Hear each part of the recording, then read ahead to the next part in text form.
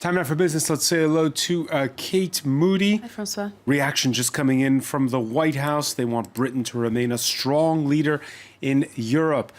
What do the markets want on that score? Probably a similar reaction, really. We have been seeing actually a bit of relief on the European markets as that long-awaited process finally begins.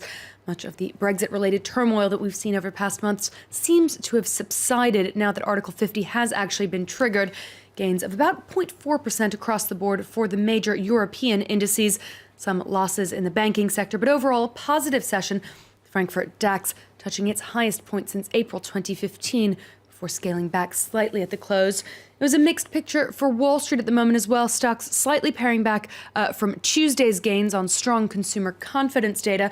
On the currency markets, fairly stable as well. The pound sterling dropping against the US dollar, trading around $1.24. But rising slightly against the euro. Now, for more analysis, we can cross to Michael Hewson, Chief Market Analyst at CMC Markets in London. Michael, thanks for speaking to us. The markets appear to be taking today's developments in their stride. Is that surprising to you, or is it what we were expecting?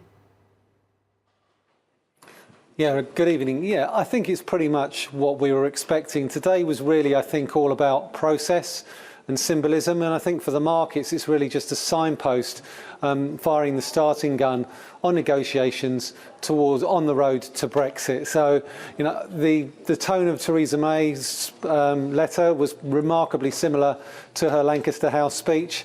So as you said, there weren't really any surprises, and I think the market reaction really does appear to reflect that. And we're seeing the pound fall against the dollar but rise slightly against the euro. Why is that? Is there a new dichotomy possibly being set up on the currency markets? I think what's happening with respect to the pound against the dollar is it's coming under pressure, particularly against the dollar, on comments from a Federal Reserve policymaker, Charles Evans, that he potentially sees another 2 US rate rises this year. The euro has actually fallen slightly more against the dollar today. So I think when you're looking at the currencies against the dollar, there's a slightly different narrative playing out than there is certainly against the euro and the pound, where I think rising inflation is likely to potentially put pressure on the Bank of England to think about pushing rates back up again after they cut them in August. So I think with respect to what's going on between the EU and sterling, the problems there tend to cancel each other out simply because a bad deal is in no one's interests. Now, the British economy has been fairly resilient since the Brexit vote in June. What about the longer-term implications? The consensus, of course, so far is that things will get trickier down the road. Do you agree with that? I would certainly buy into that narrative, yes. I think you can only rely on the UK consumer for so long to keep the UK economy going.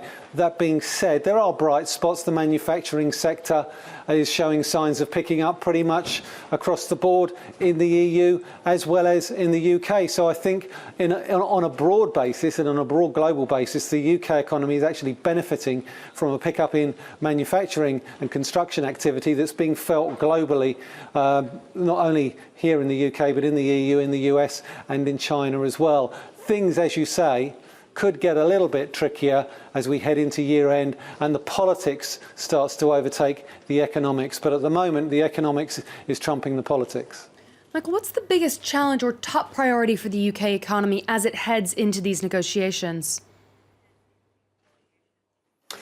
Well, I think at the moment the top priority is to really get a handle on the low-hanging fruit. So really, I think it's about getting the rights of EU nationals here in the UK and UK nationals in the EU sorted out and agreed first off. Then, of course, you've got the matter of the Brexit bill. Now, there are I think there's significant differences about that. I think we really need to get that sorted out first. And Angela Merkel has suggested that once a framework has been put in place, there is scope for a parallel trade deal. Now, we're not really going to know much about the EU response much before the 29th of April, and that's when there's an EU summit where we will get some idea of a codified and coherent EU response. We'll get guidelines in the next couple of days, but a broad-based EU reaction we're going to have to wait a little bit longer for. But certainly I think a quick trade deal is probably a high priority for both sides. What specific industries or sectors have the most to lose as the UK heads into this uncertain future?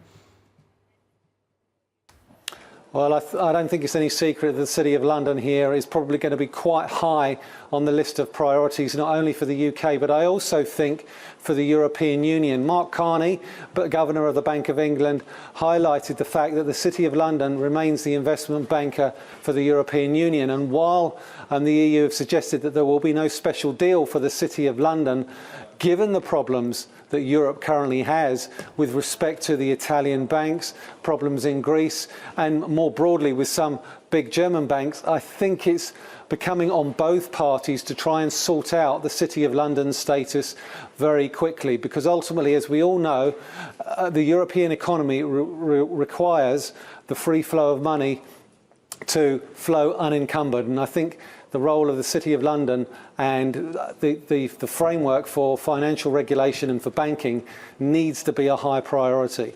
All right, Michael Hewson from CMC, thank you so much for joining us from London. And I'll be back in the next hour with some more business updates. All right, many thanks for that, Kate Moody.